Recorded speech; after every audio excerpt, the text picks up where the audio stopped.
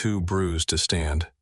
Mara Ellis collapsed in the middle of a Mafia meeting, certain the most dangerous man in Philadelphia would let her hit the floor. He did not. Dominic Raines rose from the head of the table and crossed the room without a word.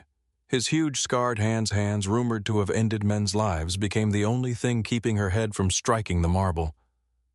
Around them, powerful men watched in silence. Her abuser called her dramatic. Dominic looked at the bruises hidden beneath her dress and understood the truth before she spoke it. This is not only a story about a woman being rescued. It is about what happens when fear becomes familiar, safety feels suspicious, and a ruthless man must prove that protection is not possession. Stay until the end. Like the video and tell us in the comments where you are watching from. 30 minutes before Dominic Raines knelt on the marble floor and placed his scarred hand beneath Mara Ellis's head, she was standing inside a private elevator and trying not to breathe too deeply. Every breath pressed something sharp beneath her left ribs. She had learned how to hide pain by making herself smaller. Short breaths, slow movements, eyes lowered. No sudden sounds. Pain became manageable when no one noticed it. Nolan Price noticed everything. He stood behind her in the mirrored elevator, adjusting the cuffs of a charcoal suit he had not paid for. The fabric fit him perfectly. His confidence did not. Philadelphia sank beneath them as the elevator climbed through Raines' tower. Winter rain blurred the city lights outside the glass wall. Far below, traffic crawled along the wet streets in thin red lines. The Delaware River looked black beneath the clouds. Mara watched her reflection in the brass doors. Concealer covered most of the bruise along her jaw. Nolan had chosen a dress with long sleeves to hide the marks around her arms. The dark green fabric was too tight across her ribs, but he had said it made her look expensive. He needed her to look expensive tonight. He needed Dominic Raines to believe she was worth $3 million. Nolan checked his watch for the 4th time. Stand straight. Mara pulled her shoulders back. Pain moved through her side. She swallowed it.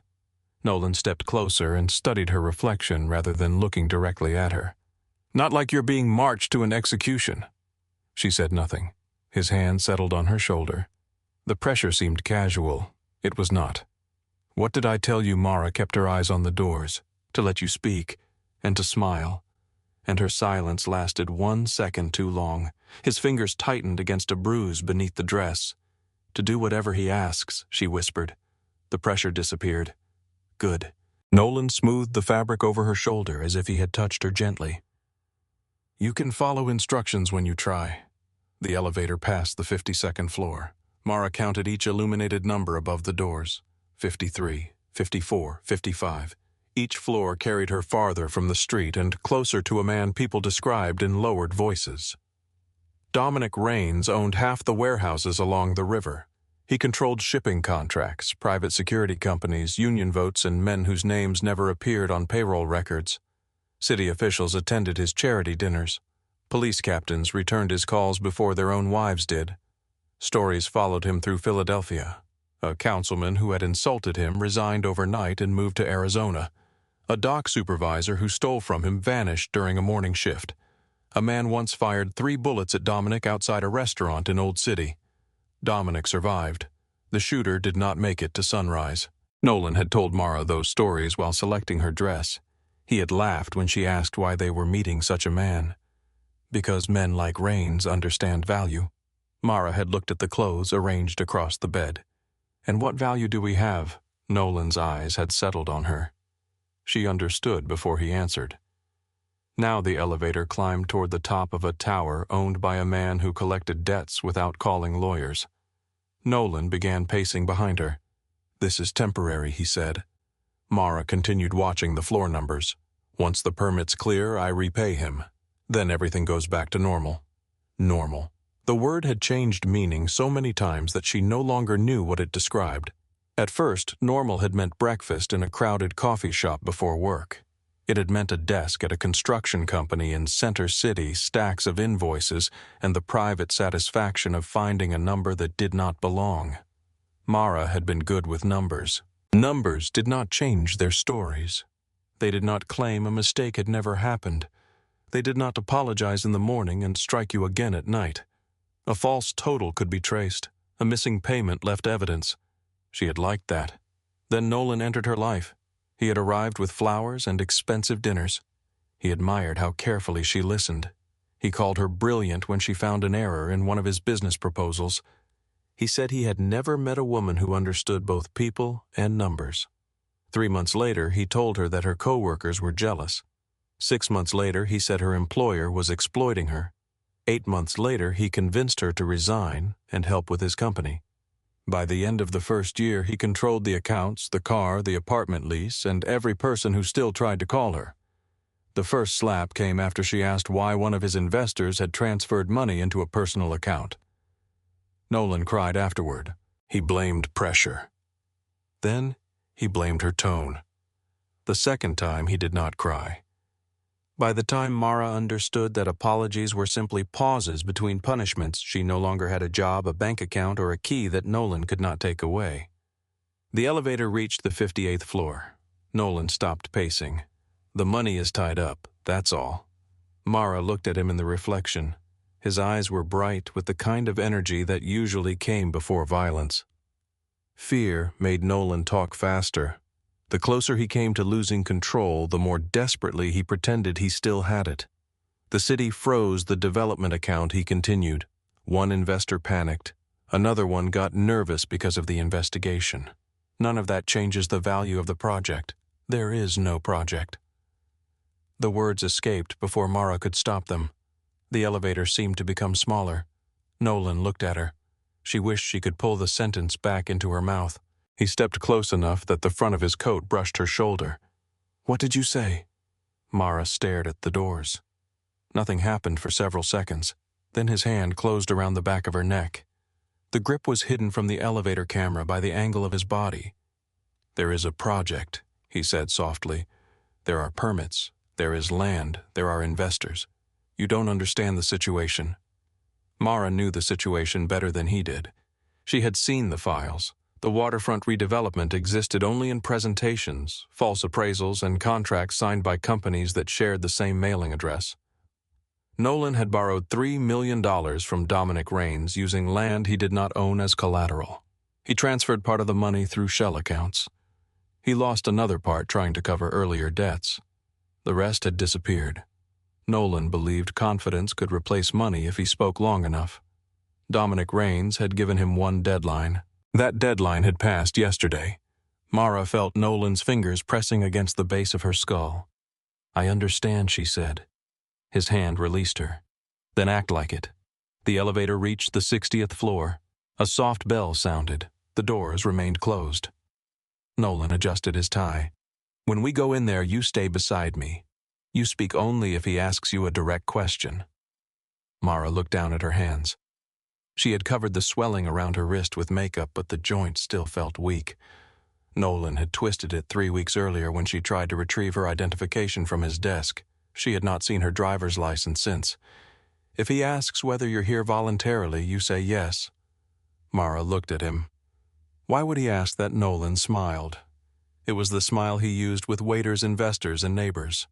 Warm, patient, almost charming, because men like him enjoy pretending they have rules. The elevator began moving again. Only one floor remained. Mara's heartbeat struck against her ribs. What happens if he says no? Nolan's expression changed. He won't. What if he does? He reached up and touched the bruise beneath her jaw with one finger. The gesture looked tender in the mirror. "You should be more concerned about what happens if you embarrass me." The elevator slowed. Mara closed her eyes. For one brief moment, she imagined turning around and pressing every button. She imagined the doors opening onto an ordinary office floor filled with strangers. She imagined running into fluorescent light and shouting until someone looked at her. But the doors opened onto silence. A wide marble foyer stretched beyond the elevator. Black walls reflected narrow strips of light from the ceiling. There was no reception desk, no company logo, no voices, only one man waiting near a pair of dark wooden doors. He was tall, broad through the shoulders, and dressed in a black suit that looked built for movement rather than appearance. His hair was closely cut. A pale scar ran from beneath his left ear toward his collar. Nolan smiled immediately. "Jonah Cross." Jonah did not return the smile. "Mr. Price." His gaze moved to Mara. It stopped briefly on the bruise above the neckline of her dress. Mara waited for the familiar look. Curiosity, judgment, calculation. Jonah showed none of them. Ms. Ellis, he knew her name. Mara glanced at Nolan. Nolan seemed pleased rather than alarmed. Mr. Raines did his research. Jonah opened one of the wooden doors. Mr. Raines does not attend meetings unprepared. The boardroom beyond was colder than the foyer. A long black table occupied the center of the room. The windows covered an entire wall, revealing the Delaware River, the docks, and the steel arms of cranes standing over rows of shipping containers. Philadelphia looked distant from this height. Mara felt as if she had left the city without leaving the building. Dominic Raines sat at the head of the table. He was larger than she expected. Not simply tall, solid. His white shirt was open at the collar. The sleeves were rolled to his forearms. A dark watch circled one wrist. His hands rested beside a thin folder containing Nolan's name. Those hands caught Mara's attention first. They were too large for delicate work. The knuckles were scarred. A pale line crossed the back of the right hand. The fingers were thick, the nails clean and closely cut. Hands built to break things. Dominic looked at Nolan. He did not stand. "You're late." Nolan glanced at his watch. 2 minutes. "You were due yesterday." The smile remained on Nolan's face, but the confidence behind it weakened. There were complications. Dominic opened the folder. "You borrowed $3 million. "Yes." "You secured the loan with waterfront property owned by the city. The transfer was pending. You provided 2 forged appraisals. My consultants made errors. You bribed an inspector who began cooperating with federal investigators 3 days ago." Nolan's mouth opened. Dominic closed the folder. "You have 30 seconds to explain why you are still in my city." Nolan pulled out a chair. Dominic looked at it. Nolan remained standing. Mara stood beside him, trying to keep her weight off her left side. Nolan began speaking. He spoke about delayed permits, nervous investors, and an unexpected review by the planning department. He spoke about market conditions and temporary liquidity. Each sentence arrived faster than the one before it. Dominic listened without interruption. The silence made Nolan sound desperate. Mara watched Dominic's face. He showed no irritation, no impatience, nothing that suggested Nolan's words had any power to affect him. That stillness frightened her more than shouting would have. Nolan finished with a promise to repay everything within 30 days. Dominic looked down at the closed folder. "You stole from me. I made an aggressive investment. You used false collateral. I can correct the paperwork. You have no money. I have assets, no property, no company, no legitimate investors." Nolan's jaw tightened. Dominic continued. "Your apartment is leased. Your vehicle belongs to a finance company. Your personal accounts contain less than $4,000. A small muscle moved near Nolan's eye. Mara understood then that Dominic had not invited Nolan to negotiate. He had invited him to confirm the facts before sentencing him. Nolan reached for her wrist. His fingers closed around the bruised joint. Mara's breath caught. "I brought something else." He pulled her forward. The movement twisted her ribs. Her vision flashed white. Dominic's gaze dropped to Nolan's hand. Nolan either did not notice or pretended not to. "Mara has been with me for 2 years," he said. "She's loyal, discreet. She understands how to keep people comfortable." Mara could hear the strain beneath his confidence. Dominic looked at her. His eyes were gray, almost colorless beneath the white boardroom lights. Nolan continued. "She can stay here as security until I complete the transfer." Dominic's attention did not leave Mara's face. "Security." Nolan smiled. "Collateral, if you prefer." Mara felt the words settle over her skin. Collateral, not girlfriend, not partner, not even woman. Something held until a debt was paid. Dominic leaned back in his chair. "Did you agree to this?" Nolan answered immediately. "She understands what's necessary." Dominic kept looking at Mara. "I asked her." The room became very quiet. Mara felt Nolan's fingers tighten around her wrist. Dominic waited. No one had waited for her answer in a long time. Waiting suggested the answer mattered. That made it more dangerous. "Yes," she whispered. Dominic's gaze moved to Nolan's hand again. "Release her." Nolan laughed lightly. "She's nervous. Release her." The second command was no louder than the first. Nolan let go. Mara's arm fell to her side. Blood rushed back into her fingers, bringing a dull pulse of pain. Dominic opened the folder again, but this time he did not look at the documents. "Do you have your own phone?" Mara Nolan frowned. What does that have to do with the debt? Dominic did not acknowledge him. Mara looked at the black surface of the table. "No. Your own bank account? No. Do you have access to identification?" Her throat tightened. "Nolan keeps it." "She loses things," Nolan said. Dominic's expression remained still. "When did you last eat?" Mara hesitated. Nolan stepped closer. She had breakfast. Mara remembered half a piece of toast the previous afternoon. Nolan had knocked the plate from her hand when she asked whether they could call a lawyer. Dominic watched her face. "What did you eat?" Nolan exhaled sharply. "This is ridiculous." Mara tried to answer. No sound came. Dominic did not press her. He shifted his attention to Nolan. "You brought a starving woman with visible injuries into my building and offered her as payment."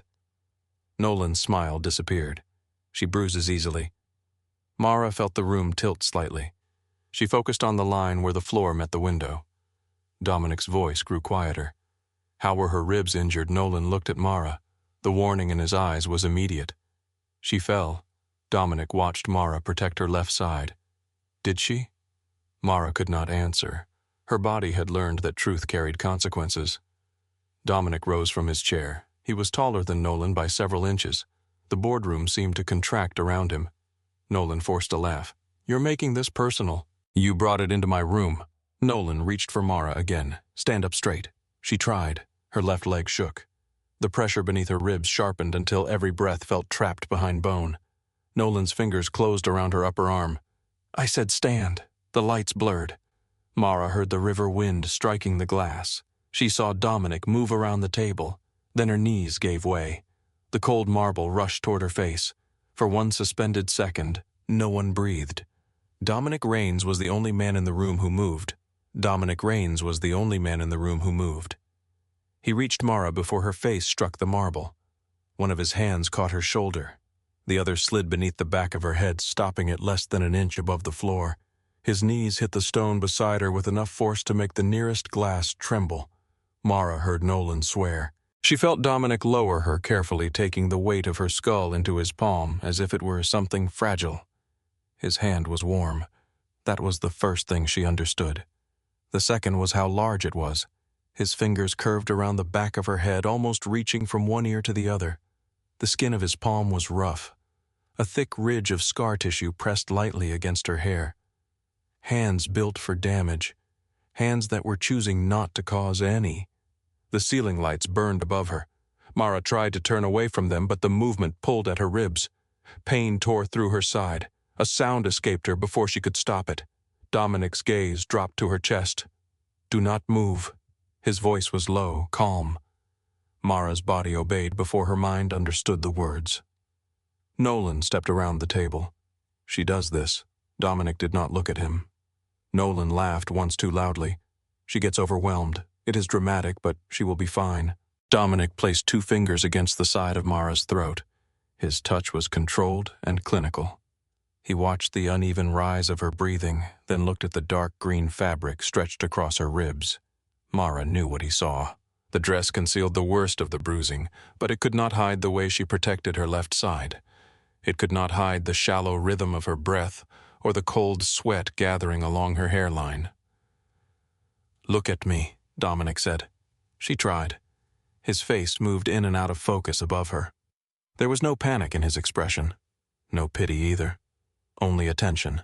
Mara had forgotten what it felt like to be observed without being judged. Where does it hurt? Nowhere. The answer came automatically. Dominic's thumb stopped near the bruise below her ear. He did not touch it. "That answer insults both of us." Mara's lips parted. She did not know what to say. Nolan moved closer. "She fell down the stairs 2 nights ago." "I told her to see a doctor." Dominic's eyes remained on Mara. "Did you fall down the stairs?" Nolan answered for her. "She is confused." Dominic turned his head. It was a small movement, but Nolan stopped speaking. The silence in the room changed. Dominic's hand stayed beneath Mara's head as he looked at Nolan. "Take one more step." Nolan froze. Dominic's voice did not rise. "You will leave this room without the foot." No one laughed. Jonah stood beside the open boardroom door, one hand resting near the front of his jacket. His face showed nothing. Nolan slowly lifted his hands. "I am trying to help." "No," Dominic said. "You are trying to remain alive." Mara closed her eyes. The room tilted even while she lay still. Dominic looked down at her again. "Where does it hurt?" This time the question was quieter. Mara swallowed. "My ribs. Which side left?" How long she tried to remember. Time with Nolan no longer came in days. It came in injuries. The night he threw a plate. The morning he broke her phone. The evening she asked about the missing money. 3 days, she whispered. Nolan made a sound of disbelief. Dominic's jaw tightened. "Can you breathe?" "Yes." Deeply Mara tried. Pain stopped her before her lungs filled. Dominic saw the answer. He looked toward Jonah. "Call Miriam." Jonah already had his phone in his hand. "Tell her to bring imaging equipment." Nolan stepped back. "We are in the middle of a business arrangement." Dominic's gaze lifted. "No." Nolan glanced at the folder on the table. "I came here in good faith. You came here with false collateral, stolen money, and an injured woman you believed I would accept as payment." Nolan's face hardened. She agreed. Dominic looked down at Mara. Her head still rested in his hand. Did she? Nolan's mouth opened. Dominic stood without releasing her. He shifted one knee beneath himself, then reached his free arm under Mara's shoulders. He moved slowly enough that she could follow every change in pressure. The motion lifted her slightly from the floor. Pain flashed through her side again. Mara gasped. Dominic stopped immediately. His eyes met hers. "I need to move you." Her heart began to pound. "Where my office?" She looked toward the boardroom door. Jonah was still there. Nolan stood several feet away. Mara imagined the elevator, the lobby, the street. She also imagined trying to stand. Dominic seemed to read the calculation in her face. "The doctor needs privacy." Mara's voice was barely audible. "What happens after you receive medical care? That is not what I asked." A flicker of surprise crossed his expression. It disappeared almost immediately. "No," he said, "it is not." His arm remained beneath her shoulders, but he did not lift. He waited. Mara did not understand why. Then she realized he was waiting for permission. The realization frightened her more than force would have. Force made sense. It had rules she understood. Permission required her to decide. Mara looked at Nolan. His face was pale with anger. If Dominic released her, Nolan would take her home. She knew what waited there. She looked back at Dominic. "Yes," she whispered. Dominic slid one arm beneath her knees and the other behind her back. "Hold still." He lifted her from the floor. The world shifted around Mara. She grabbed the front of his shirt before she could stop herself. The fabric bunched between her fingers.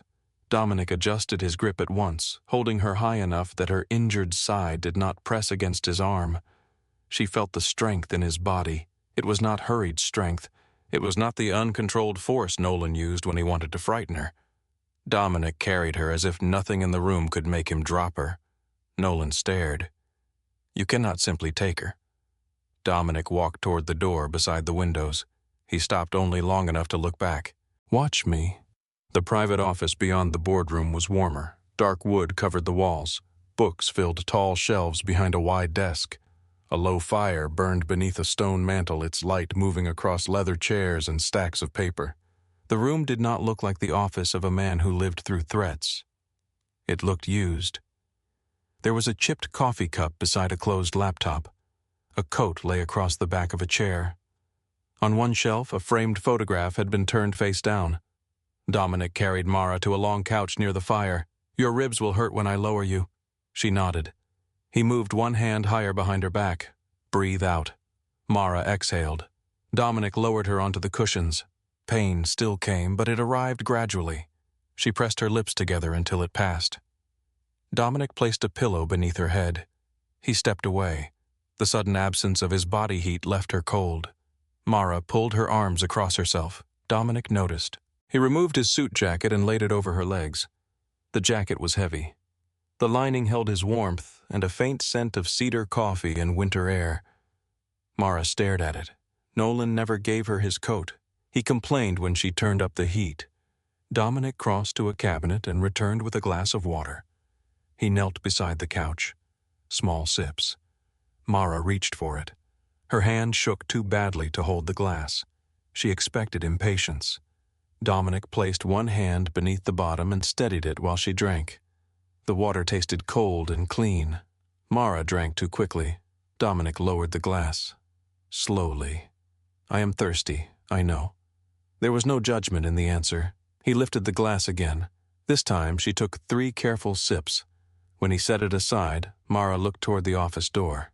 It remained open. Through it she could see part of the boardroom. Nolan stood near the table, speaking urgently to Jonah. Dominic followed her gaze. "Stay here." He rose. Mara caught his sleeve. The contact happened before she could think. Dominic looked down at her fingers. Mara released him immediately. Sorry, he did not move. "What is it?" Her throat tightened. "Are you sending me back with him?" Dominic looked toward the boardroom. "No." The answer came without hesitation. Mara's grip tightened in the jacket over her legs. "Did you buy me?" Dominic went completely still. The fire cracked behind him. "No. Nolan offered me for the debt. I did not accept. You said the debt was over. I have not said that yet." Mara searched his face. "Then what are you going to say?" Dominic looked at the bruises around her wrist. "That depends on how much truth he gives me." He walked back into the boardroom. Mara could hear every word through the open door. Nolan's voice rose first. "This is unnecessary. I have already explained the delays." Dominic returned to the head of the table. "Your debt is cleared." Silence followed. Nolan stared at him. Relief spread across his face so quickly that Mara felt sick. "You mean she covers it?" Dominic folded his hands on the table. "No." Nolan's smile faltered. "I do not understand. I said your debt is cleared, then we are done. Not yet." Dominic opened the folder and removed a single page. He slid it across the table. Nolan did not touch it. Dominic spoke as if discussing weather. "You moved $800,000 through a company registered in the Cayman Islands."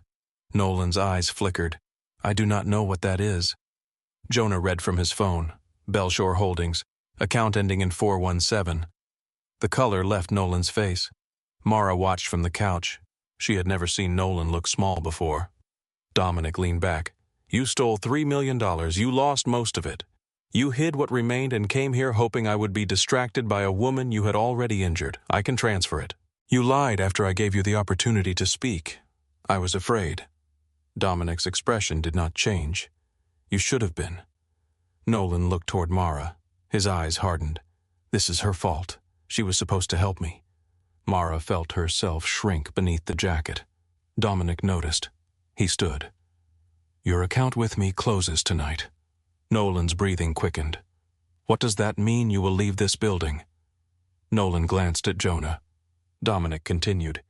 "You will enter the elevator. You will not call anyone. You will not return to your apartment. You will not attempt to retrieve money documents or weapons." Nolan stepped back. "You said the debt was cleared."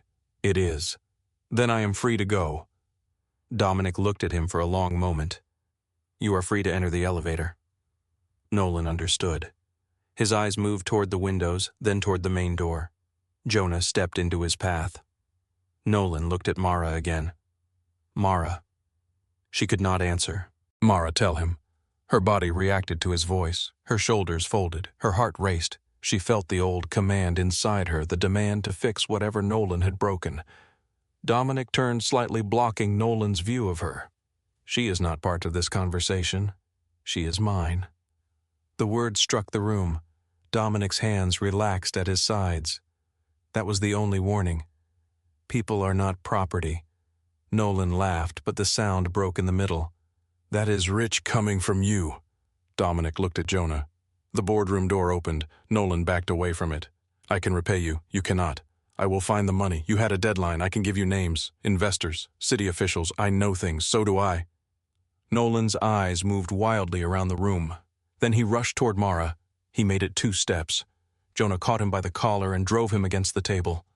The black surface shuddered beneath the impact. Mara flinched.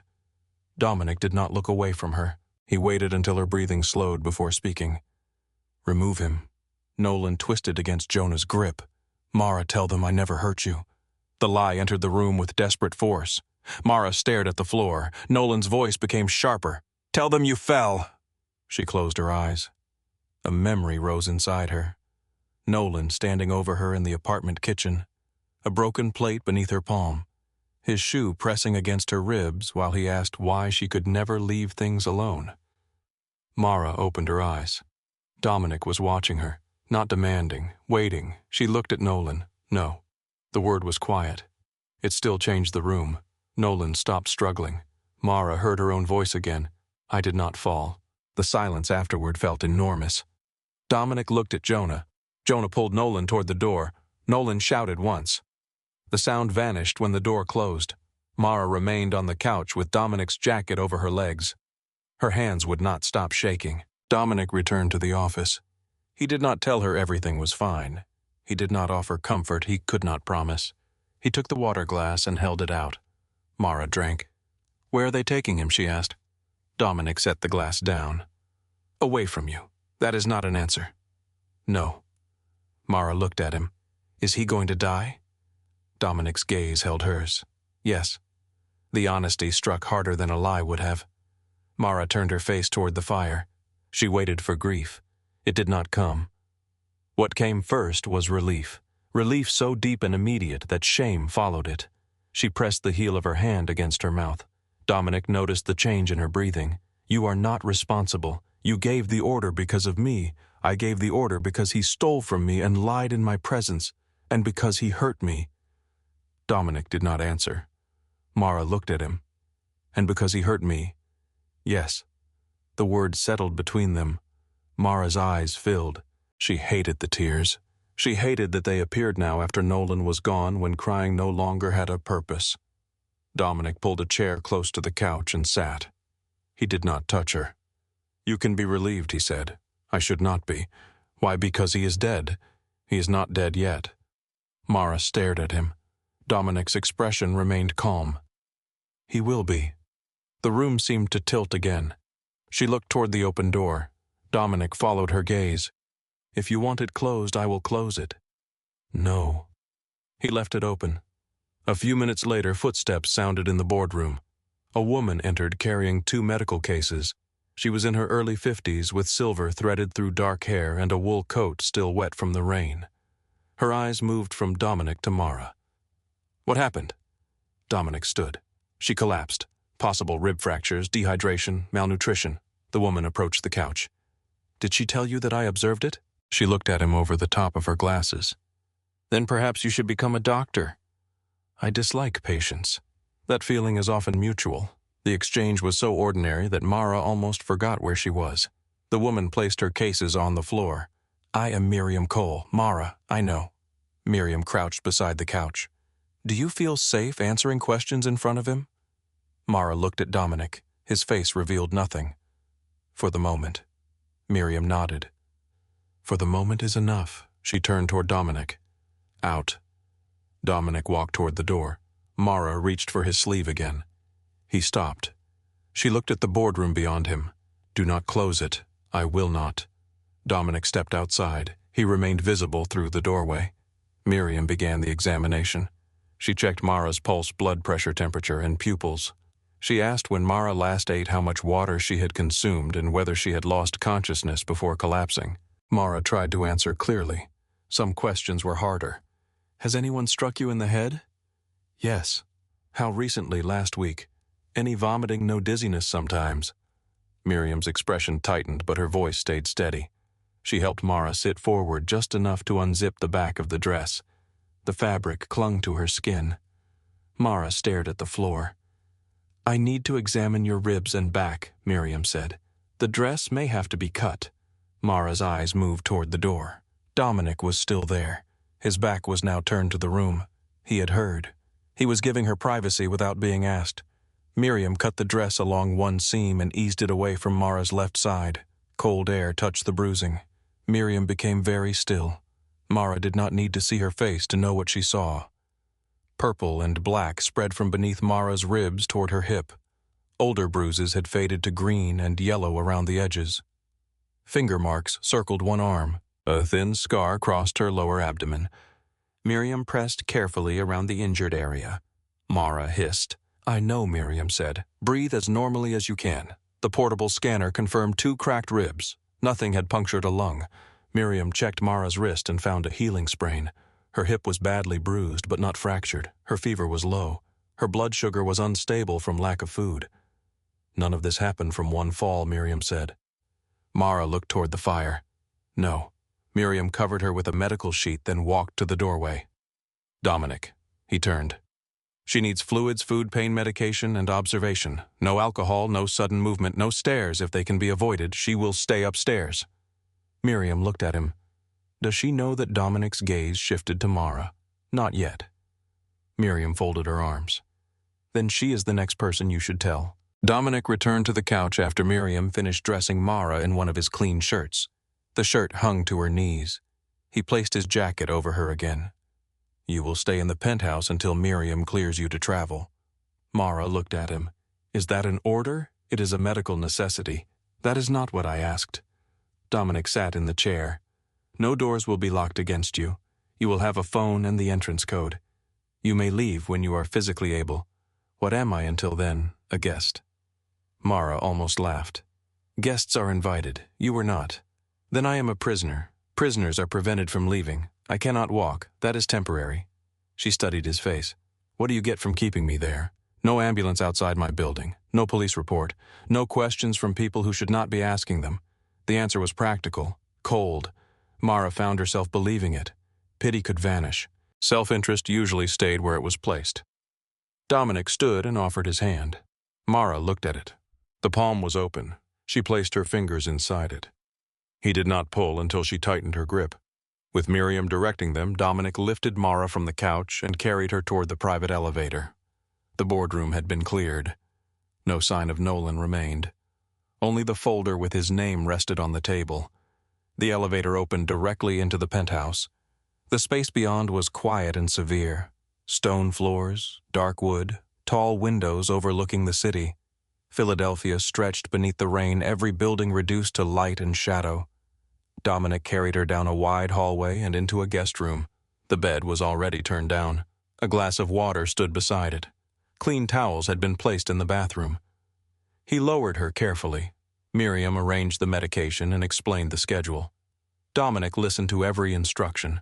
When Miriam left, he placed a phone on the bedside table. 3 numbers are saved. Mara picked it up. "Who's Miriam?" "Building security. Mine." She looked toward the bedroom door. Dominic followed her gaze. "The front entrance code is 7194.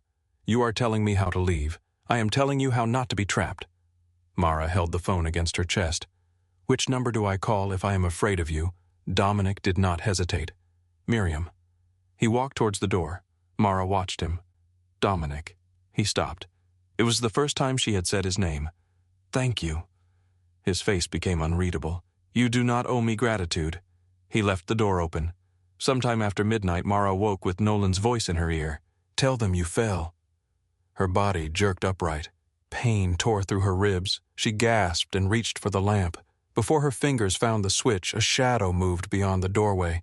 Dominic sat on the hallway floor with his back against the wall. His jacket was gone. His sleeves were rolled to his elbows. One knee was raised and his enormous hands rested open where she could see them. He had not entered the room. He had not touched her. He had simply remained outside the door, close enough to hear if her breathing changed. Mara stared at him through the darkness. Dominic lifted his head. "Nightmare." She nodded. "Do you want Miriam numb water?" "No." He waited. Mara lowered herself slowly against the pillows. "Why are you sitting there?" "Miriam said the medication could slow your breathing. You could have used a camera." "I do not put cameras in bedrooms." The answer was simple. Absolute. Mara looked at the open doorway between them. "Are you going to stay until morning?" She closed her eyes. For the first time in 2 years, she fell asleep knowing someone dangerous was nearby and did not believe the danger was meant for her. Morning entered the penthouse slowly. Gray light spread across the bedroom walls, softening the edges of the furniture and turning the city beyond the windows into a distant watercolor of rain and steel. Mara woke without knowing where she was. For one terrible second, she expected Nolan's apartment. She expected the locked bedroom door, the stale smell of cigarettes, and the sound of cabinet doors slamming in the kitchen. Then she saw the open doorway. Dominic was still sitting in the hallway. He had fallen asleep against the wall with his arms folded over his chest. His head rested against the dark wood paneling. Even asleep, he looked dangerous. His shoulders nearly filled the space between the doorway and the opposite wall. But he had stayed outside. Mara watched him for several quiet breaths. There was something unsettling about a man like Dominic Raines, honoring a boundary no one had forced him to respect. She shifted beneath the blankets. Pain tightened around her ribs. Dominic's eyes opened immediately. He did not look confused or startled. One moment he was asleep. The next he was fully aware of the room. "How is your breathing?" Mara touched her left side. "Better." That was not the question. She took a careful breath. The pain remained, but it no longer felt like a blade moving beneath her skin. "I can breathe." Dominic stood. His movements were stiff from sleeping on the floor, though he gave no sign of discomfort. "Miriam will come back this afternoon." Mara looked at the empty hallway behind him. "You stayed there all night." "Yes. You did not have to." "No." The answer made her frown. "Then why did you—" Dominic considered her for a moment. "Because I said I would." He walked away before she could decide what to do with that. Mara remained in bed until the smell of coffee reached the room. It was followed by something darker. Smoke. She pushed the blankets aside. Standing brought a deep ache through her hip. She waited until the room steadied, then pulled Dominic's shirt lower around her legs and moved toward the hallway. Each step required thought.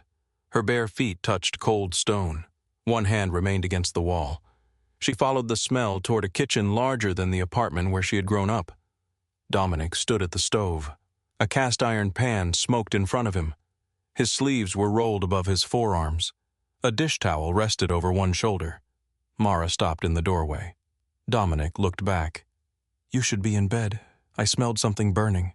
"It is not burning." The smoke alarm gave a short, warning chirp. Mara looked at the blackened toast on the counter. Dominic turned off the burner. "The alarm is sensitive. The bread is black. It is toasted." She stared at him. For the first time since entering Raines' tower, something almost warm moved through her chest. It might have been amusement. Dominic opened a cabinet and removed a cereal box. "There are egg steak toast or that." Mara looked at the food spread across the counter. "There was enough for 6 people. I am not very hungry." Dominic placed a plate on the island. "That is not what Miriam said." Mara sat on a stool. The movement hurt more than she expected. Her face tightened before she could hide it. Dominic crossed the kitchen but stopped several feet away. "Do you need help?" "No." He waited until she settled, then returned to the stove.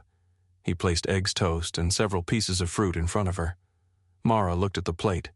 Nolan had always decided how much she could eat. When he was pleased, there was dinner. When he was angry, he claimed food made her lazy.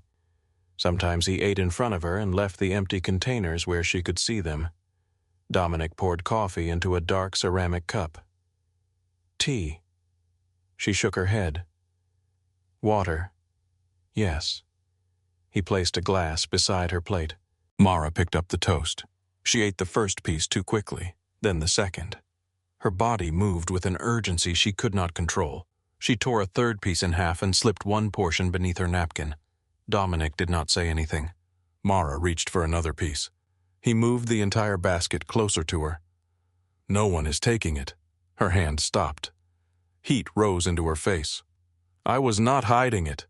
Dominic leaned against the counter. "You do not need to explain hunger." Mara looked at the bread beneath the napkin. Slowly, she placed it back on her plate. Dominic turned toward the stove, giving her the privacy to continue eating. That small mercy hurt more than humiliation would have. She finished the eggs and most of the fruit. Dominic did not watch every bite. He drank coffee and looked through messages on his phone. The silence between them did not demand anything. When Mara set down her fork, Dominic glanced at the plate. "More number." "Are you certain?" "Yes." He nodded. The answer was accepted. Nothing bad followed. Mara looked around the kitchen. There were no decorative objects, no flowers, no framed photographs. Everything had a purpose. Knives rested in a wooden block near the stove. Copper pans hung above a steel work table. The refrigerator was almost completely full, though Dominic appeared to live alone. "Do you cook every morning?" "No." "That explains the toast." He looked at her. Mara lowered her eyes. A second passed. Then Dominic said, "I usually have someone prepare meals." She looked up again. There was no anger in his face, only the faintest shift near one corner of his mouth. It disappeared before she could be certain it had existed. After breakfast, Dominic showed her the room she had not seen the previous night. He kept several feet of distance between them.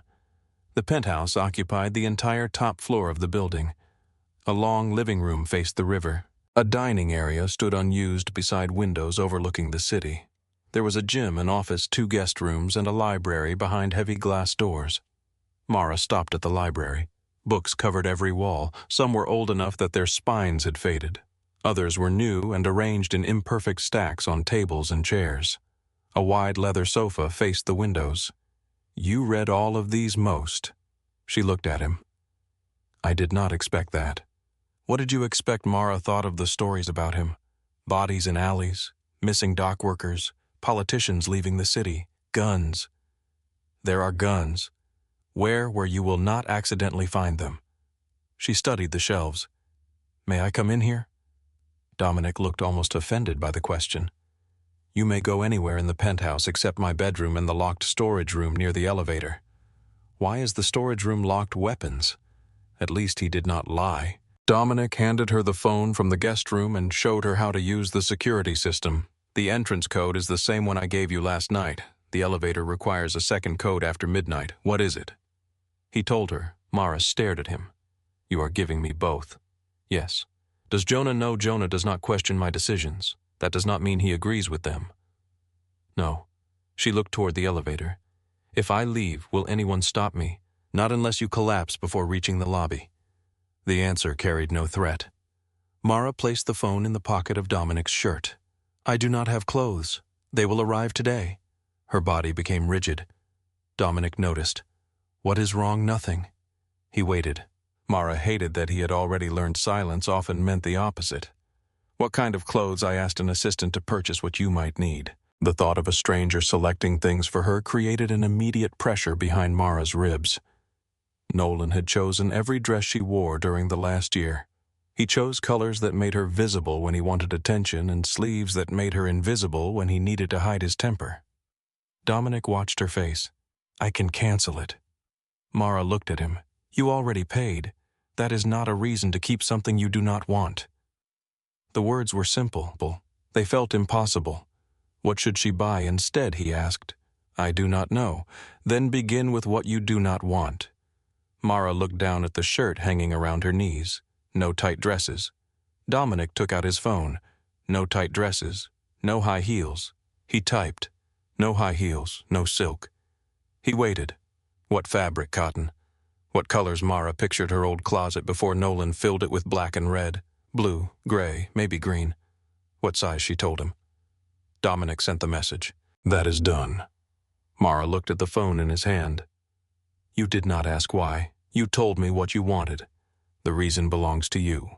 The clothes arrived 2 hours later. Soft sweaters, loose shirts, jeans, flat boots, cotton sleepwear, nothing revealing, nothing chosen to transform her into someone else. Mara stood in the guest room touching the sleeve of a blue sweater. The price tag had been removed. She suspected that was deliberate. Dr. Cole returned after lunch. She examined Mara's ribs, checked her temperature, and changed the bandage around her wrist. "You need to eat regularly," Miriam said. "Small meals are fine. Water every hour. Walk, but do not try to prove anything." "I am not trying to prove anything." Miriam looked at Dominic, who stood near the window.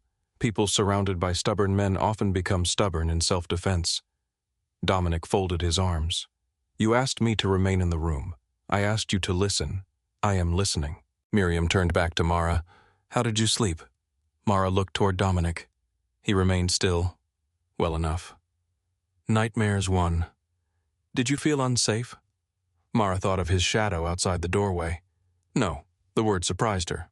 Dominic's expression did not change, but something in his shoulders eased. For the next 4 days, Mara remained mostly in the library. Dominic left early each morning. and returned after dark. Men arrived at the penthouse for brief meetings in his office.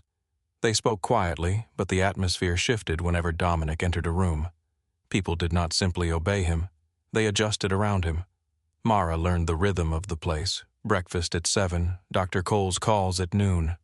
The low sound of elevator doors opening in the evening. Dominic's footsteps in the hallway after midnight. He always knocked before entering the library, even when the door was already open. On the 5th afternoon, Mara found a stack of shipping records on a side table. She did not intend to read them. The top page displayed a familiar pattern of columns, account numbers, and service fees. Her eyes moved across the figures by habit. One container had been billed twice. She looked away. It was not her concern. She opened the book in her lap and read the same paragraph 3 times. The numbers remained in her mind. Mara returned to the documents. The duplicate charge had been hidden beneath 2 different identification codes. Both payments went to a maintenance subcontractor called North Harbor Logistics. She turned the page. The company appeared again, and again. Every invoice was small enough to avoid immediate attention. Together they formed a steady leak. Dominic entered the library carrying 2 cups of coffee. He placed one beside her chair. "You look tired this morning." Mara pointed at the documents. "Someone is stealing from you." Dominic stopped. His eyes moved from her face to the papers. "How much I do not know yet." He set down his coffee. "You were reading my records. They were on the table. That was not an accusation." Mara looked at him. Dominic picked up the top invoice. "Show me." She moved to the table. "This container was charged for electrical maintenance on January 12th. The same work appears here under a different code 3 days later." Dominic looked at both pages. "The totals differ by less than 2%. That makes them look unrelated." She pulled another invoice from the stack.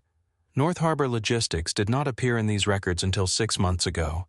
Since then, the company has been paid almost every week." Dominic studied her.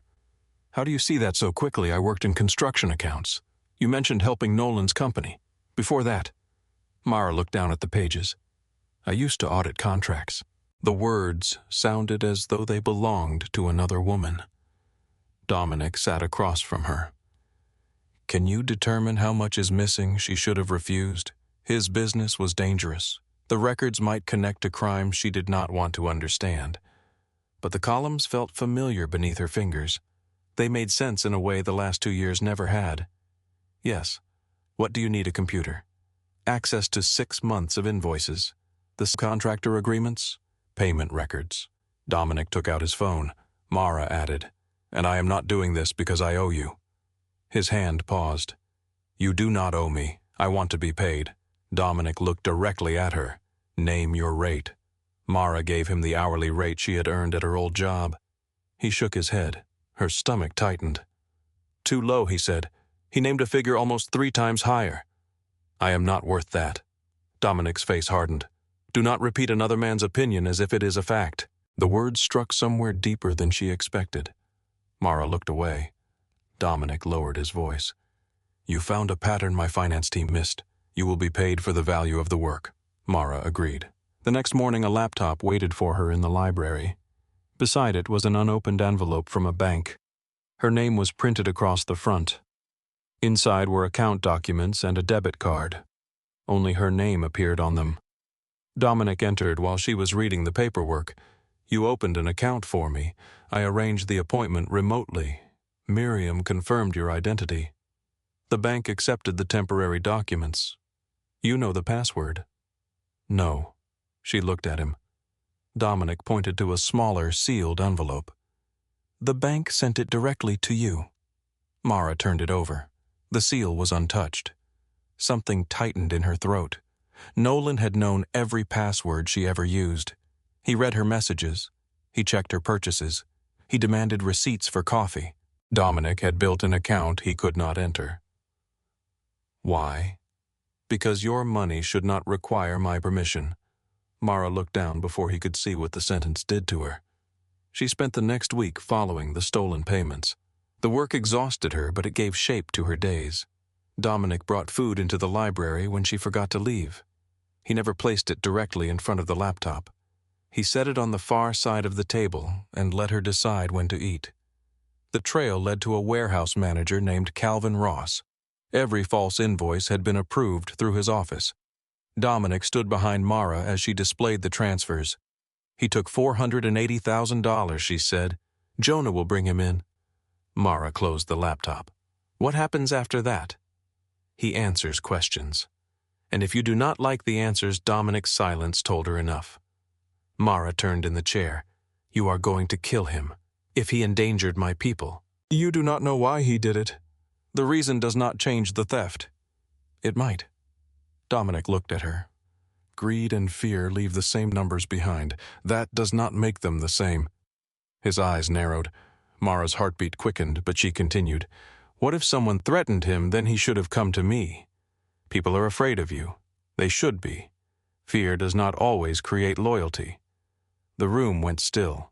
Mara expected his anger. Dominic walked to the window. "Continue." She was not certain she had heard correctly. "What explain?"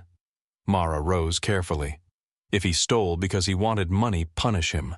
If he stole because someone threatened his family, killing him proves that coming to you would have been just as dangerous." Dominic looked over his shoulder. "You believe mercy will protect the organization. I believe information might." He studied her for several seconds. Then he called Jonah. They investigated before confronting Calvin. A rival group had approached the warehouse manager outside his son's school. They had photographs, addresses, and the boy's daily schedule. Calvin had diverted money because he believed Dominic would kill him if he admitted the threat. Dominic relocated the family before sunrise. He used the false accounts to feed misleading shipping information to the rival group.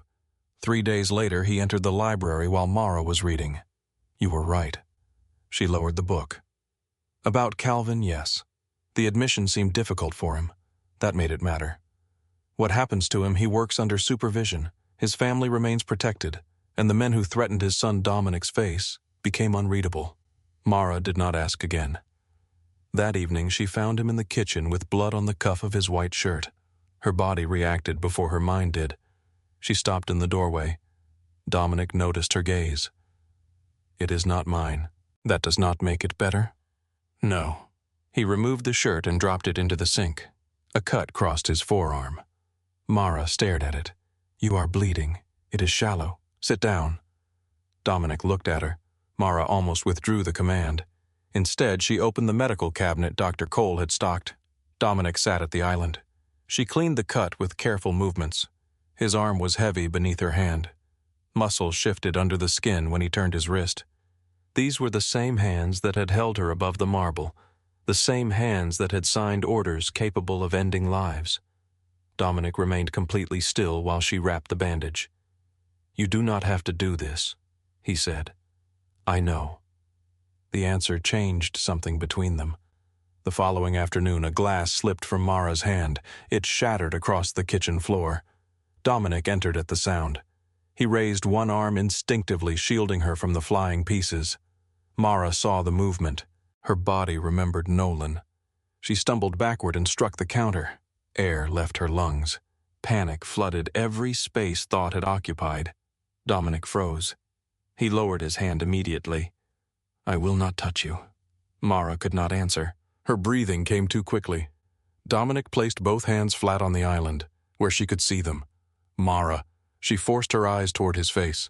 "I will not touch you unless you agree." The panic did not disappear, but it loosened. Dominic kept his hands still. Mara looked at the scars across his knuckles. Then she crossed the space between them. Her legs shook. She placed her palm over his right hand. Her fingers covered only part of it.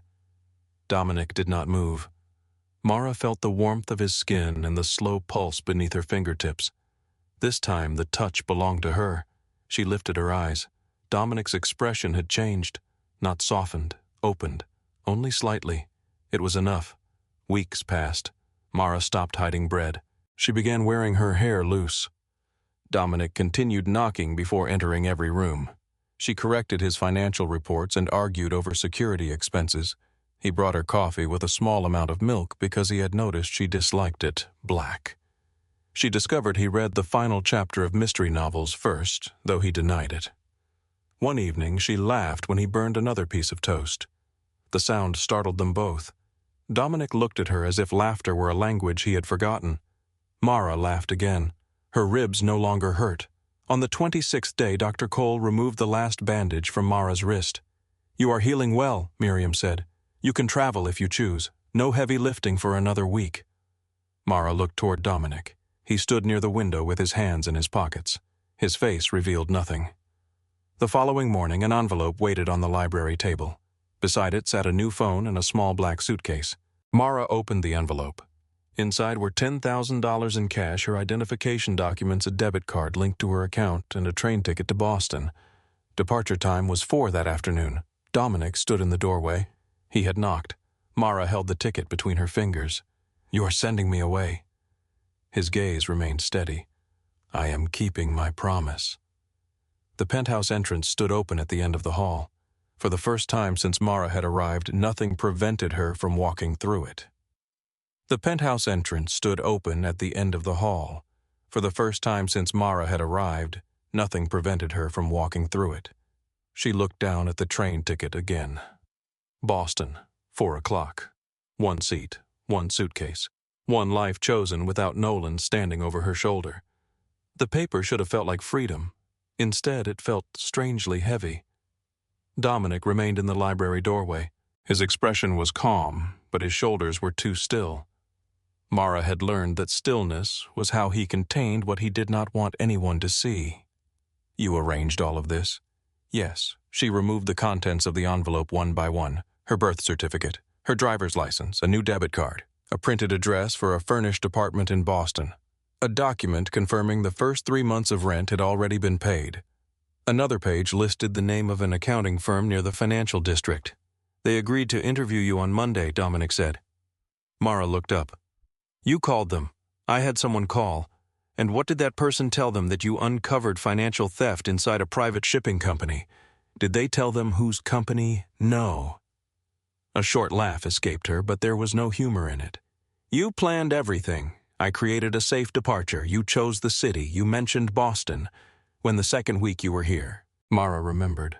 They had been eating dinner near the windows. Snow covered the rooftops below. Dominic had asked whether she had ever left Pennsylvania. She told him she had wanted to see Boston when she was 19 because an old professor once described it as a city where history remained visible in the streets. It had been a passing remark. Dominic had remembered every word. "I mentioned wanting to visit," Mara said. "I did not say I wanted to live there. You can choose another city. You already rented an apartment. It can be canceled. You already arranged an interview. You can decline it. You already bought the ticket. You can tear it apart." His answers came without hesitation. Each one was reasonable.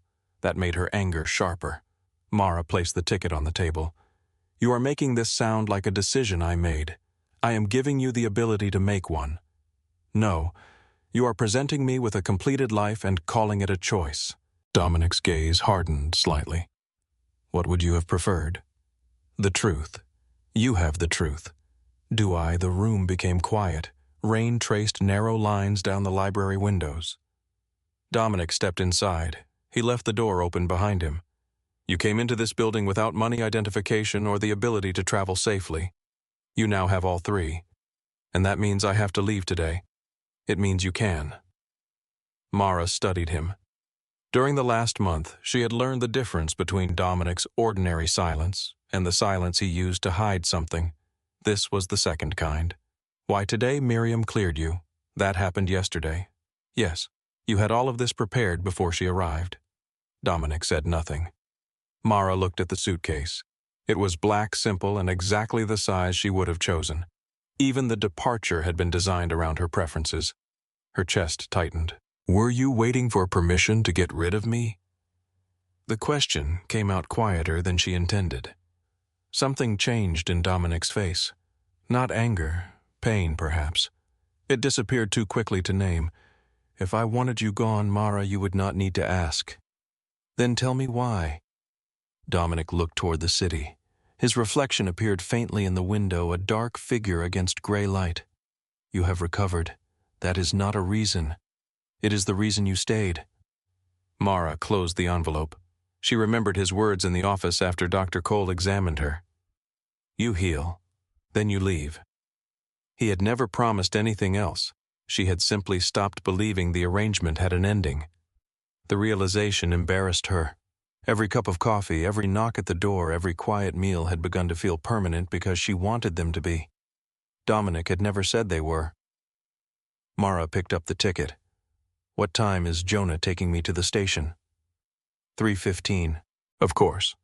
Dominic turned back to her. "What does that mean? It means you even calculated traffic." "Yes." She looked at the page listing the Boston apartment. "Does it have security?" "The building has controlled access and cameras in the public areas. Did you choose it because of that?" "Yes." "Will someone be watching me?" "No." The answer came too quickly. Mara narrowed her eyes. "No one." Dominic held her gaze. "Not unless there is a reason." Her fingers tightened around the paper. What reason, he did not answer. The silence revealed more than words could have. Mara placed the documents back on the table. "There is something you are not telling me. There are many things I do not tell you. This is about me." Dominic's jaw shifted. Mara stepped closer. "Is someone looking for me?" His eyes became colder, not toward her, toward the possibility she had named. "Dominic, you should pack." She stared at him. "That is not an answer." "No, you keep saying that as if admitting you are avoiding me makes it acceptable. I am not asking you to accept it. You are asking me to leave. I am giving you the means, without telling me why." Dominic's control tightened around him like armor. "It is safer." The words confirmed everything. Mara felt cold move through her. Safer than what he did not respond.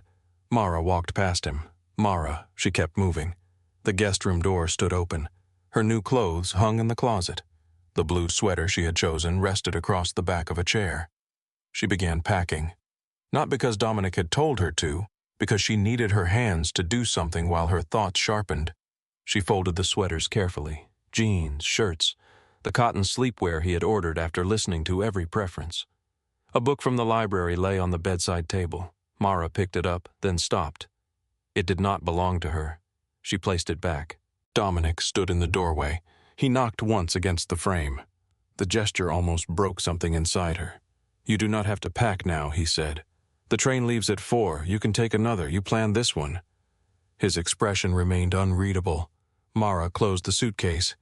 "Will Jonah tell me what you will not know? Will Miriam know? Does everyone in your life protect you by lying? I did not lie. You allowed me to believe the only reason I was leaving was that I had healed. That is true. It is not the entire truth, no." Mara faced him. "Nolan used to do that." Dominic went still. "He said he never lied. He only forgot to mention things. He only kept information from me because I would not understand. He only made decisions because he knew what was best. I am not Nolan, I know." The answer came hard and immediate. Mara stepped closer. "That is why this hurts." Dominic's eyes locked on hers. For several seconds, neither of them moved. Then he looked away. It was the first time Mara had seen him retreat from her gaze. "Your car will be ready at 3:15, he said. He left. Mara stood beside the closed suitcase. Her ribs had healed. Her wrist no longer hurt. The old bruises had faded until only pale shadows remained. Still, she felt as if she were back inside the elevator with Nolan listening to someone else explain what her life would become. The difference was that Dominic had given her the power to refuse. That difference mattered. It did not erase the anger. Mara carried the envelope into the library and opened the laptop. She intended to remove her personal files. Dominic had given her access to a separate account for the work she had completed. She wanted no trace of herself left in his system. The screen lit. A security notice appeared behind the financial records. Mara had seen similar messages before. Dominic's staff used coded reports, but the structure was consistent. Location, time, threat level. A photograph was attached. Mara opened it. The image had been taken outside Raines Tower 3 days earlier. She was visible through the rear window of a black car. Her face was turned toward the street. Dominic sat beside her, partially obscured by the reflection on the glass. Below the photograph was a short message. "Identify the woman. Determine value to Raines." Mara stopped breathing. The sender's name did not appear, only a string of encrypted characters. A second notice had been added that morning. Subject linked to Price disappearance. Possible leverage. Do not approach until confirmed. Mara read the words again. Possible leverage. Her hands grew cold. Dominic had not rented the Boston apartment merely because she once mentioned the city. He was moving her beyond the reach of someone who had already begun studying her. A third file contained photographs of men outside a warehouse. One face had been marked. Victor Hale. Mara recognized the name from Dominic's records. Hale controlled several trucking routes through New Jersey and had been connected to the threat against Calvin Ross's son. A note beneath the image read, "Hale believes the woman is protected by Raines. Protection implies value." Mara closed the laptop. The library seemed too quiet. She walked to Dominic's office. The door was closed. She knocked once and entered without waiting. Dominic stood near his desk with Jonah. A map of the waterfront covered one wall. Several warehouse locations had been marked in red. Both men looked at her. Jonah's gaze moved to the security report in her hand. He understood immediately. Dominic did too. "Leave us," Dominic said. Jonah collected the documents from the desk. Before leaving, he looked at Mara. There was no pity in his expression, only concern. The door closed behind him. Mara placed the report on Dominic's desk. "You knew, yes. Since when? 3 days ago. Before Dr. Cole cleared me. Yes, before the ticket. Yes, the honesty came now because concealment was no longer possible." Mara looked at the photograph again. "Who is Victor Hale? A man who wants access to my shipping routes. And he thinks I can give him that. He thinks hurting you would affect my judgment." "Would it?" Dominic's eyes sharpened. "That is not relevant. It is the only relevant question." He moved around the desk. "You are leaving Philadelphia." Mara laughed once. The sound was brittle. "There it is. What the order?" His expression hardened. "This is not an argument about clothing or financial records. No, it is an argument about my life. It is an argument about whether you understand the danger. I understand that someone took my photograph. I understand that they connected me to Nolan. I understand that you plan to move me without telling me any of it. You do not understand Hale." "Then explain him." Dominic remained silent. Mara spread her hands. "You expect me to make choices without information. I expect you to survive. You do not get to decide. Those are different things." Dominic stepped closer. His presence filled the space between them. Mara's heart quickened, but she refused to move. "Hale ordered a man followed for 6 weeks before taking his daughter," Dominic said. "He sent pieces of her clothing to the father until he surrendered a warehouse. He placed a bomb beneath a car outside a family restaurant because the owner refused to pay him. He does not care who is involved. He cares what pressure produces." Mara felt the blood drain from her face. Dominic continued. "He has your photograph. He has Nolan's name. He knows you have been inside my home. Does he know where you are sending me? No. Are you certain?" "Yes." "How? Because only 4 people know. You, Jonah Miriam, and the person who rented the apartment. The apartment was rented through a company Hale cannot trace." Mara looked toward the map. "So I leave and the danger disappears. It becomes manageable. For whom? For you." The answer struck him. Dominic's voice lowered. "That is the point. No. The point is that you chose the solution before you told me there was a problem. I know what men like Hale do, and I know what happens when someone takes every decision away and calls it protection." Dominic's jaw tightened. "Do not compare this to Nolan. I am comparing the action. He hurt you to make himself feel powerful, and you are hiding the truth because you are afraid I will choose something you cannot control." Silence fell. Mara could hear the clock on the wall. Dominic's hands closed slowly at his sides. Not with violence, with restraint. "You think this is about control. I think you cannot protect me without deciding for me. You would prefer I place every threat in front of you and let you walk into it. I would prefer you respect me enough to believe I can understand. You have been inside this world for less than a month. I have been inside fear for 2 years. That is not the same. No, it is not." Mara stepped closer until only the corner of the desk separated them. With Nolan, danger lived inside the house. With you, danger waits outside it. I know the difference. Dominic looked at her as if she had struck him. Mara lifted the security report. "You gave me a phone money work and a door that opened. You told me I was not trapped, but the first time the choice becomes difficult, you make it for me." His voice became quiet. "If you stay, Hale will use you. If I leave without knowing why, then you use my fear to move me." Dominic turned away. He walked to the windows. Philadelphia stretched beneath him, cold and distant. Mara watched his reflection. Why did you not tell me his answer took time? Because I knew you would argue. That is not a reason. It is the truth. Why did you think I would argue Dominic placed one hand against the glass? Because you have begun to believe this place is safe. It is. It is not. It was safer than anywhere I had been in years. That does not make it safe enough. Mara looked at his reflection. For you or for me? Dominic closed his eyes. The gesture was small. It revealed more than anger ever had. For me. Mara did not speak. Dominic lowered his hand. When you were injured, I knew what to do. Call Miriam, keep you fed, keep the doors open, give you time. He turned. Now you walk into rooms without looking over your shoulder. You argue with me. You leave books open on my tables. You drink my coffee and complain that I make it too strong. His voice had changed. The words came slower, less controlled. I know which floorboard outside the library makes you pause. I know you cannot sleep if the curtains are fully closed. I know you read the last page first and pretend you do not. Mara's throat tightened. Dominic continued. I began changing meetings because you ate breakfast at 7. I began returning upstairs before midnight because I wanted to hear your voice before the penthouse went quiet. He looked toward the security report. Hale believes you matter. Mara could barely breathe. Does he believe correctly? Dominic's expression closed. You are leaving. She stared at him. That is your answer. It is the only one I can give without placing something on you that you are not ready to carry. You mean your feelings. I mean my enemies. You mean both. Dominic looked at her. For a moment the room held no mafia boss and no rescued woman. Only a man afraid of losing something and a woman tired of being moved by someone else's fear. Mara placed the report on his desk. I am going to Boston. His face did not change. She wished it would. Anger would have been easier. Relief would have been crueler. Instead, he nodded once.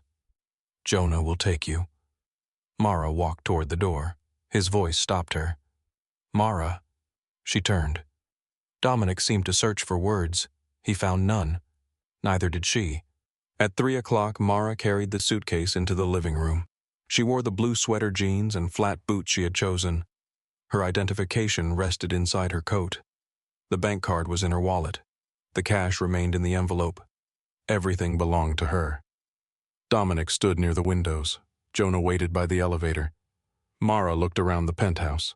The kitchen where she had stopped hiding food. The hallway where Dominic had slept outside her room. The library where she had found proof that her mind still worked.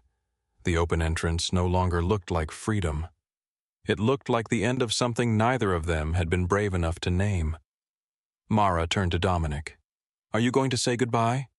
His face was unreadable. Goodbye. The word felt formal, almost empty. Mara nodded. Jonah opened the elevator. She stepped inside. Dominic did not follow. The doors began to close. Mara saw him standing beneath the gray light, one hand resting against the back of a chair. Then the brass doors met. The elevator descended. Mara watched the numbers change above her. 60, 59, 58. The same brass panels reflected her face, but she barely recognized the woman looking back. A month earlier, her shoulders had folded inward. Her eyes had remained lowered. Nolan stood behind her, telling her when to speak and how to breathe. Now she stood alone. Her back was straight. Her own money rested in her pocket. No one held her wrist. Jonah stood several feet away, giving her space. Mara could go to Boston. She could take the interview. She could sleep in an apartment Dominic had never entered. She could build a life that did not depend on any man. The thought no longer terrified her. That mattered. The elevator reached the 45th floor. Mara touched the debit card inside her pocket. Dominic had opened the account, but he could not access it. He had returned her identification without making copies she knew about. He had given her the codes to every door. He had arranged a life outside his reach. Nolan had kept her weak because weakness made him necessary. Dominic was sending her away after making certain she no longer needed him. Mara closed her eyes. The question inside her changed. She had spent all morning asking whether she could survive without Dominic. She could. He had made sure of it. The real question was whether she wanted a life that had no place for him. The elevator reached the 32nd floor. Mara pressed the button for the penthouse. Jonah looked at the illuminated number, then at her. "Mr. Raines instructed me to take you to the station." "I know. The train leaves soon." "I know." Jonah studied her face. He did not reach for the controls. "Are you certain?" Mara looked at her reflection. For once, certainty did not mean the absence of fear. It meant fear was no longer making the decision. "Yes." Jonah pressed his thumb to the security panel. The elevator stopped descending. For one suspended moment it remained still between floors. Then it began to climb. Dominic heard the elevator return.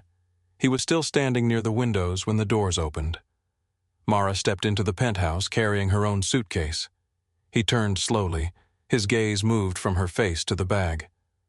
"The train leaves in 35 minutes." "I know. You will miss it. I know." Jonah placed the suitcase beside the elevator. Dominic looked at him. Jonah entered the code and disappeared behind the closing doors. Mara and Dominic were alone. He did not approach her. "Why are you here?" Mara removed the train ticket from her coat. "I am not staying because I have nowhere else to go." Dominic's eyes remained on the ticket. "I have money, documents, a job interview, an apartment. I could walk out of this building and build a life you never touch. Yes, you made sure of that, yes." She stepped closer. "You gave me the one thing Nolan spent 2 years taking away."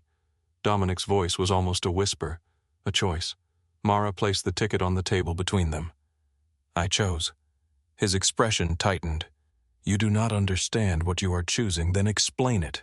Hale will not stop because you came back, I know. My security will follow you. Tell me when and why.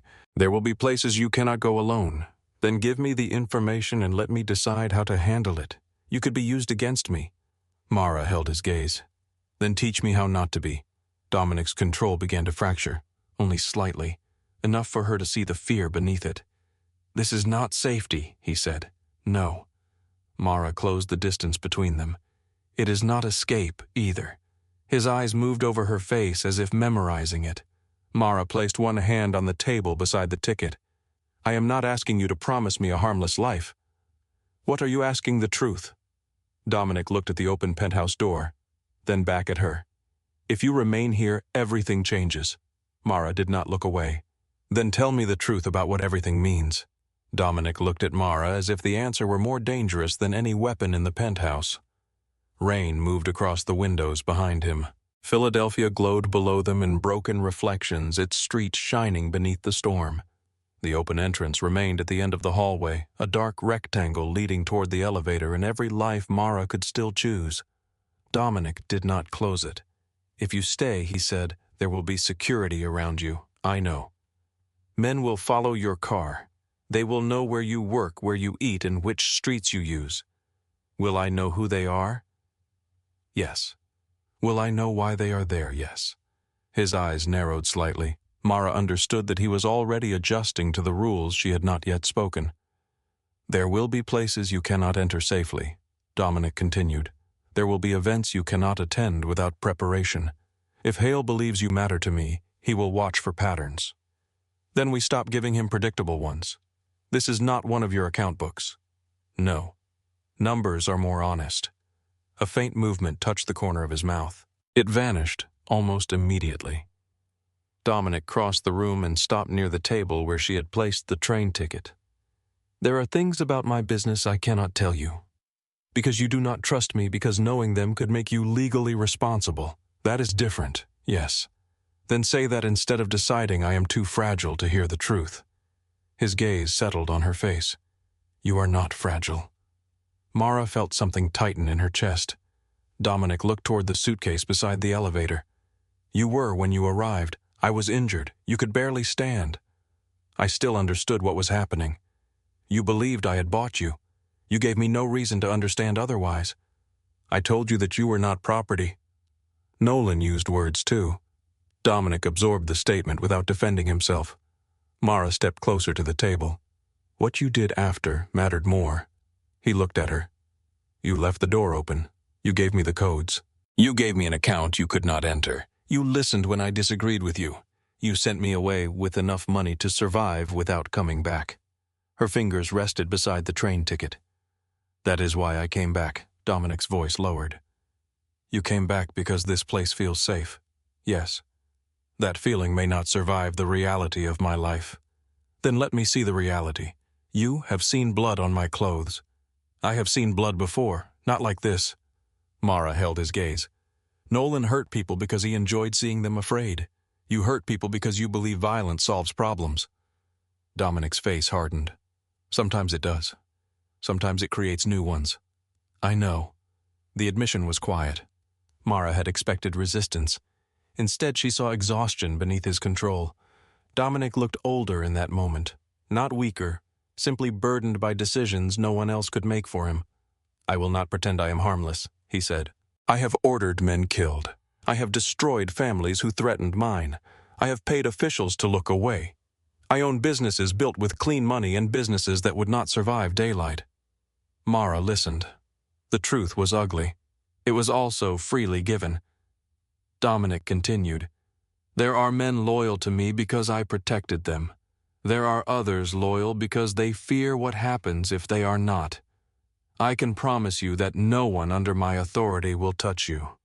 I cannot promise every enemy will respect that boundary. I am not asking for a promise you cannot keep. Then what are you asking for to stand beside you without being kept blind?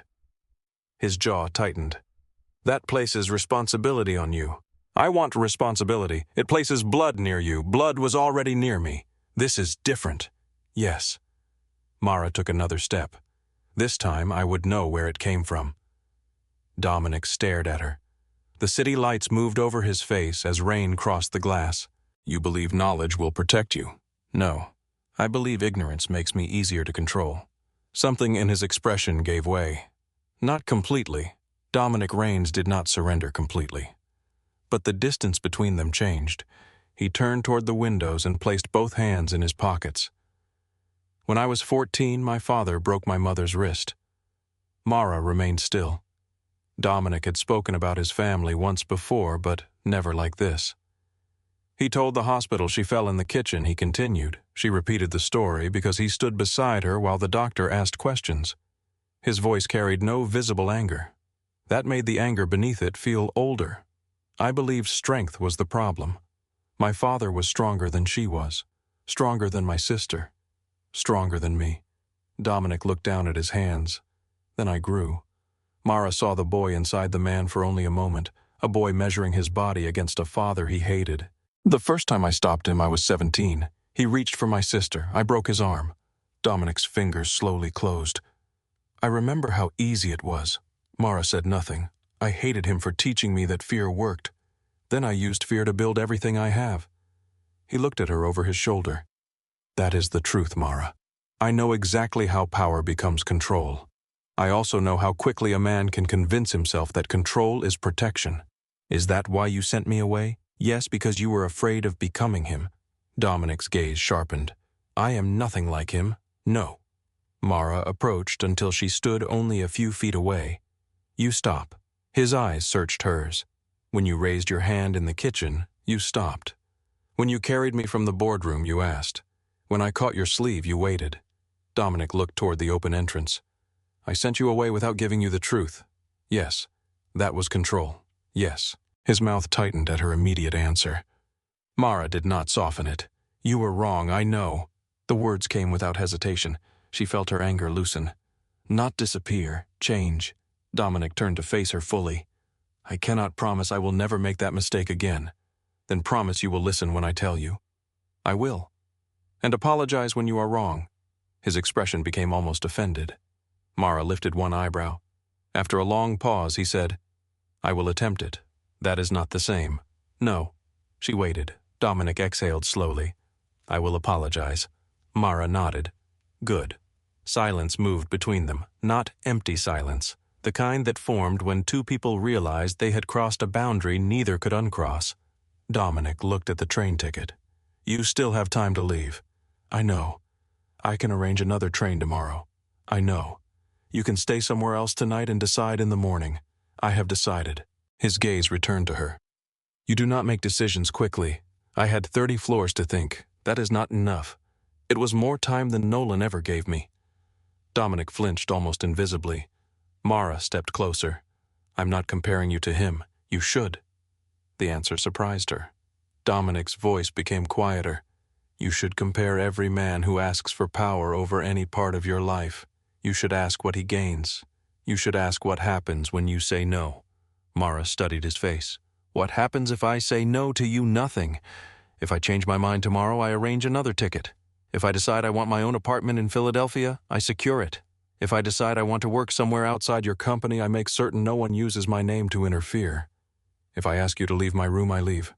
Mara took one final step. And if I ask you to stay, Dominic stopped breathing. His eyes lowered to her mouth, then lifted again. That depends on why. Because I want you there. The control in his face fractured. Mara saw hunger. Not the careless hunger Nolan carried when he looked at her as something he owned. Dominic's hunger frightened him. That difference mattered. He did not move toward her. You do not know what you are asking. I know you slept outside my door instead of entering it. That is not the same as sharing the room. I know. I am not gentle in every part of my life. You are gentle when you choose to be. Dominic's voice roughened. You place too much faith in my choices. No. Mara looked at his hands. I place faith in the fact that you keep stopping. His fingers opened slowly at his sides. Mara reached for his right hand. She turned it palm upward. Her own hand looked small, resting inside it. The scars across his knuckles had faded to pale lines. The bandage she had wrapped around his forearm was gone, leaving a thin, healing cut. These hands frightened me the first time I saw them, she said. They should. They could have hurt me. Yes. They did not. Dominic's thumb moved once against her palm, then stopped. Mara lifted her eyes. You keep waiting for permission even when you want something. With you. Why? His answer came so quietly that the rain nearly covered it. Because the first time I saw you, every man in that room had already decided what you were.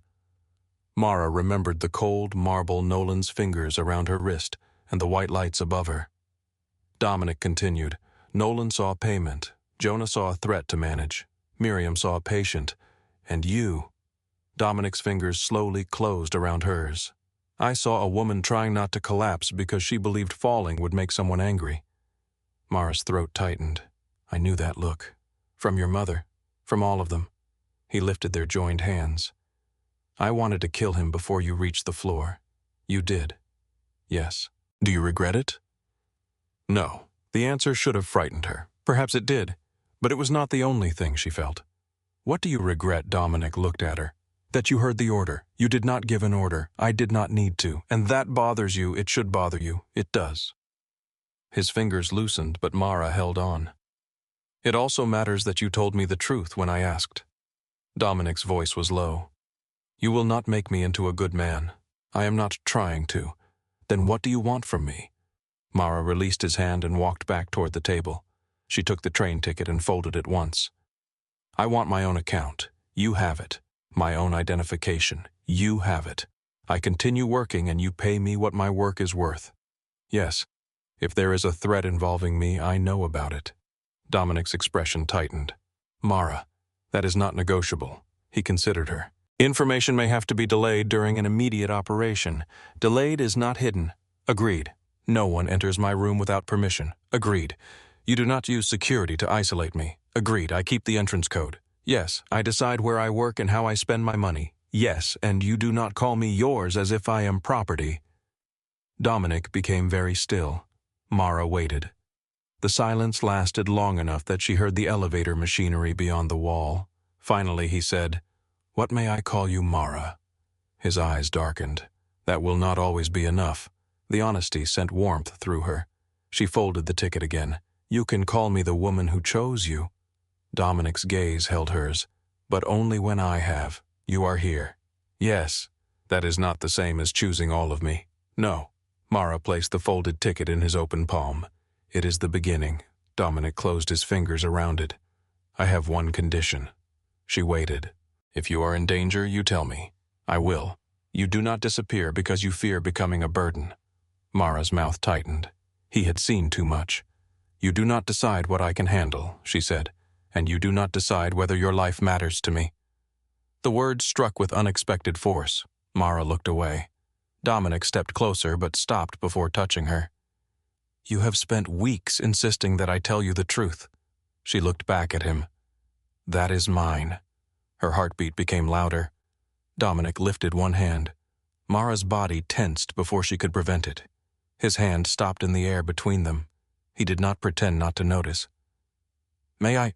Mara looked at his palm. That hand had caught her before she struck the floor. It had steadied a glass of water when she was too weak to hold it. It had remained open on the kitchen island while she fought for breath. It had never once closed around her without permission. Yes. Dominic touched her face. His palm covered her cheek, warm and rough. His thumb rested near the place where Nolan's bruise had faded. Mara did not retreat. She leaned into him. Dominic's eyes closed for a moment. The gesture revealed the effort behind his restraint. When he opened them, the cold distance she had seen in the boardroom was gone. Mara. The sound of her name in his voice carried warning question and need. She placed one hand against his chest. His heart beat hard beneath her palm. You keep asking whether I understand. You do not, then let me learn. His other hand settled near her waist without touching. Mara could feel the heat of it through her sweater. May I? He asked again. Yes. His hand rested against her side. Firm, careful. He avoided the place where her ribs had healed. Mara rose onto her toes. Dominic still did not kiss her. He waited at the final inch, his breath warm against her mouth. The choice remained hers. Mara closed the distance. The first touch of his lips was controlled, almost cautious. Nothing about Dominic appeared cautious from a distance. Up close, every muscle in his body held still, as if he feared one careless movement could send her away.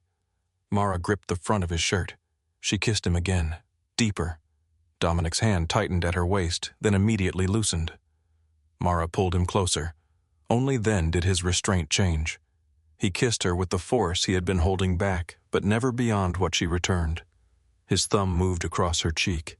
His body surrounded her without trapping her. For the first time, desire did not feel like a debt. It felt like an answer she was allowed to change. When they separated, Dominic rested his forehead against hers. His breathing was less controlled than she had ever heard it. You should leave, he whispered. Mara almost smiled. You are very bad at this. At what? Convincing a woman to stay. I am trying to keep you alive. I know, you came back anyway, yes. Why, Mara looked at him. Because I can survive without you. His face became unreadable. She continued before he could step away. And because I do not want to. Dominic's eyes closed. The confession appeared to affect him more than the kiss. When he looked at her again, something unguarded remained in his expression. You should understand that wanting me is dangerous. So is leaving a Mafia boss waiting beside an open door. A low sound moved through his chest. Almost laughter. Mara glanced toward the penthouse entrance. It was still open. The elevator waited beyond it. She stepped away from Dominic and walked down the hall. He did not follow. The suitcase remained beside the entrance. Mara picked up the security key from the console. Dominic watched from the living room. The door remains open, he said, until you decide otherwise. Mara entered the code herself. 7194. The lock engaged with a quiet metallic sound. She left the security key on the console where either of them could reach it. Then she turned back toward him. I already decided. Dominic looked at the closed entrance. Mara walked toward him. Now lock the rest of the city out. His expression darkened with something that was no longer hidden. He met her halfway. This time, when his hand reached for hers, he did not need to ask. Mara opened her fingers before he touched them. 6 months later, the office door on the 59th floor carried a name that had not belonged to anyone else in years. Mara Ellis, Financial Compliance. Mara stood behind her desk reading a warehouse report while evening light faded across the Delaware River. Her office was smaller than Dominic's. She had chosen it that way. It contained 2 bookshelves, a long table covered in audit files, and a blue chair near the windows. A framed photograph of Boston Harbor sat beside her computer. She had visited in the spring. She had returned to Philadelphia 3 days later. The choice remained hers. A knock sounded at the open door. Dominic stood in the hallway. He always knocked. You are late, he said. Mara did not look up from the report. You are interrupting. That has never stopped you. She marked a figure with her pen. One of your managers approved 3 payments without supporting invoices. Is he stealing? Not well enough to impress me? Dominic entered after she nodded permission. He placed a cup of coffee on her desk. A small amount of milk. No sugar. Mara closed the file. You remembered. I remember everything you tell me, not everything. His expression shifted. I apologized. After 2 hours. It was a complicated apology. It contained 4 words. They were difficult words. Mara stood and walked around the desk. Dominic's hand settled at her waist. A sharp crash sounded in the hallway. Mara startled. Her body tensed. But she did not freeze. Dominic raised his other hand. Then he waited. Mara placed her palm in his. The fear passed through her without taking control. Jonah appeared at the door. A delivery cart hit the wall. Mara exhaled. Tell them the wall is expensive. Jonah looked at Dominic. Dominic said, She handles compliance. Jonah nodded and disappeared. Mara looked up at Dominic. Are Victor Hale's people still watching, yes? Do they still believe I am the easiest way to hurt you? Dominic's fingers closed carefully around hers. They are learning. What are they learning that you see theft before my accountants? That is not frightening, that you changed 3 of my security policies. Also not frightening, that men who underestimate you lose money, leverage, and occasionally their freedom. Mara smiled. Better. Dominic studied her face. Months ago, she had entered his boardroom unable to stand. Now she stood in an office bearing her own name, holding a report capable of ending a powerful man's career. Dominic lifted her hand to his mouth. Ready to go home, Mara looked toward the brass elevator doors at the end of the hallway. Once those doors had reflected a woman being delivered as payment. Now they reflected Mara and Dominic side by side. Neither stood in front of the other. Mara picked up her coat. She entered the elevator first. Dominic followed. The doors closed. His huge hand found hers. Mara tightened her fingers around it. This time no one had to catch her. She was already standing.